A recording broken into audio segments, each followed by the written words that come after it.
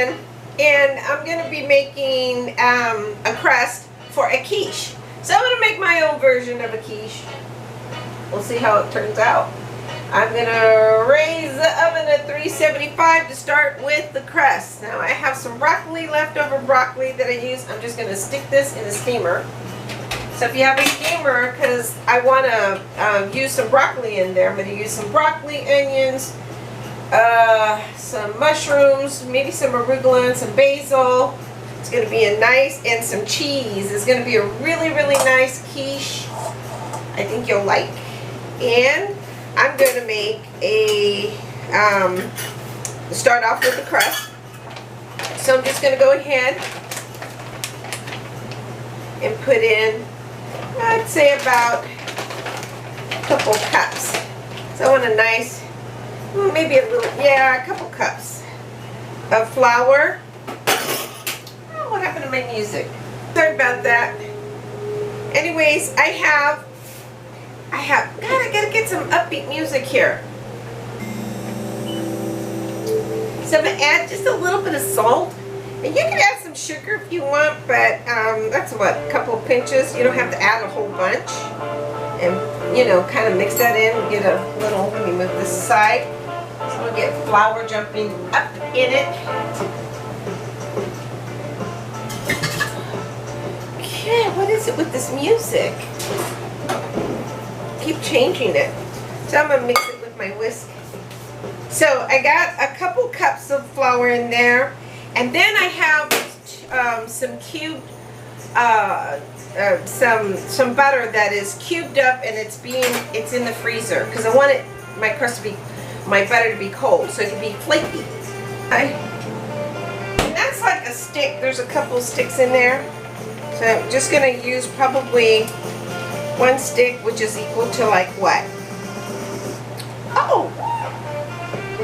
I think it's like, what, 4 ounces a stick? And then I'm going to use like another half a stick. We'll see if I need any more. And then I'm just going to go ahead and mix that up. And what I want to do is add to that, yeah, I think that's enough. What I'm going to add is some cheddar cheese. And you can add some cream cheese if you'd like, which will moisten up, and that's going to give it a little bit of a flavor. If you want to add some herbs to it, go for it. You can add a variety of flavors into your crust. Yep, you can, if you want your crust to be flavorful. So I'm just going to slightly press that. Now I don't have a processor, and I don't have a crust cutter or the pastry cutter, so I'm using my fingers. And if you don't have those, you can easily use your fingers. It would be nice to have one though, but I don't. So I'm going to just, what I'm doing is basically pressing the butter into the flour. There's a name for that, actually, that kind of technique, but I don't know it. I forgot. Well, massage or something.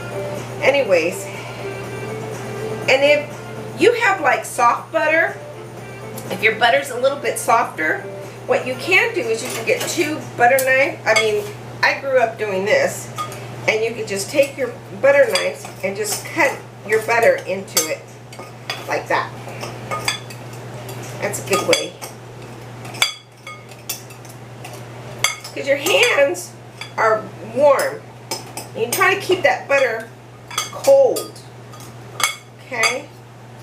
But I'm still going to press it. Okay? Yeah. And just kind of work it through. Okay?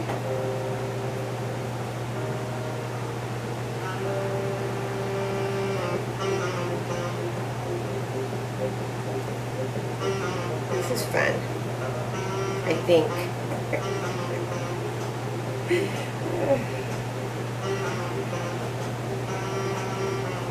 So I want to make, actually it's better if you have a processor. Okay.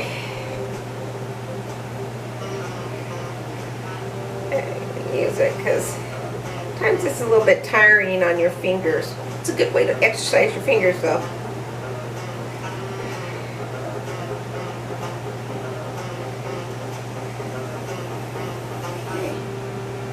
There you have it.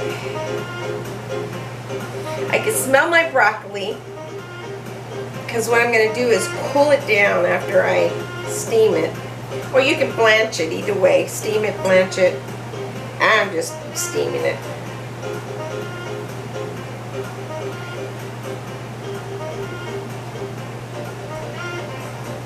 Because you're going to blind bake your crust.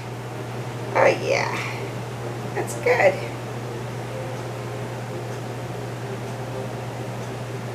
Make a couple of these little pies today. I think I'm going to make a cobbler. And I think I'm going to make a quiche. Just want to make a couple pies and then probably freeze them for later use. Okay. Alrighty. Put that aside. And add some milk. And if you can add, at this point, you can add whatever milk you want. You can add water, but I like using milk. And I like using the canned milk. To me, it gives it a nice flavor. I usually use a canned milk, but this is a whole milk. Or you can add some cream, or you can add some coconut milk. So I'm going to add just a little bit of that. And get my spatula and kind of mix it. The rule of thumb is keep one hand clean while you're cooking or baking. Well, I'm a rule breaker sometimes. Well, I'll use one hand then. So just kind of keep, well, I don't think that's going to work either. You want to gather it together. Yeah. And I'm going to add a little bit more of this milk. Because I want all the flour to kind of come together like in a dough. I think I've shown a video, but one of my videos that was pretty dark. So I kind of wanted to show another one. You want to make sure that you don't want to over knead it. Okay, it's coming together. So it kind of comes together like this. And then you could wrap it up in the plastic and put it in the refrigerator for about a half hour, which is what I'm going to do.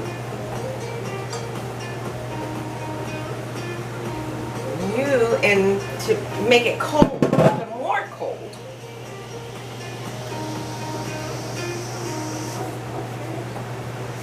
Let's get a plastic.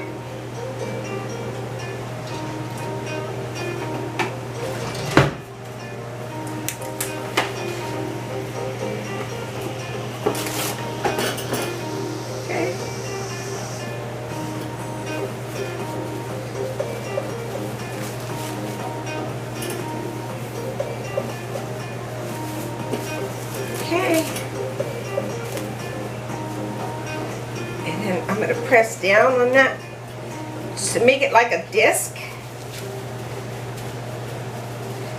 And you know what, at this point you can stick it in the freezer.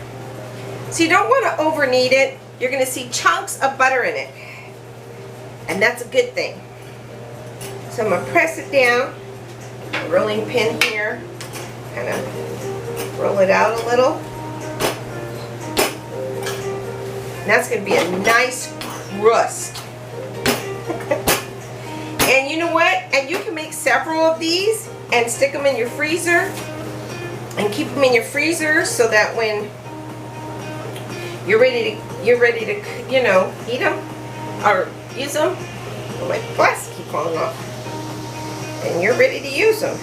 Okay, I'm gonna stick this in for a few minutes so it can freeze up a little bit. So, oh, here. me show you real quick what it looks like. I see the little tiny blotches. That's butter. So, use that. Yeah. Okay. You know, when you're making a crust for any kind of pastry, I mean, you can be creative with the crust. You can actually use ice cream if you want. Yeah.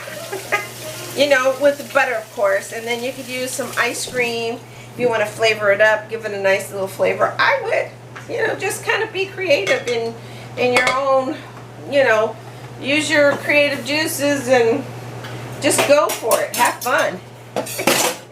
You'll enjoy it.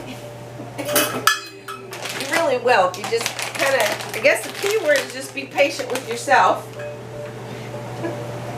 Okay, let me put this somewhere.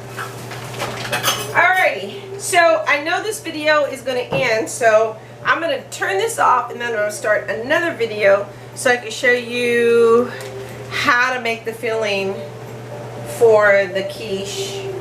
I guess that's where I could do is start out with the filling and then bring out the, I'm going to roll out the crust on my part 2 and then stick it in the oven because I'm going to eat it. Okay, talk to you soon.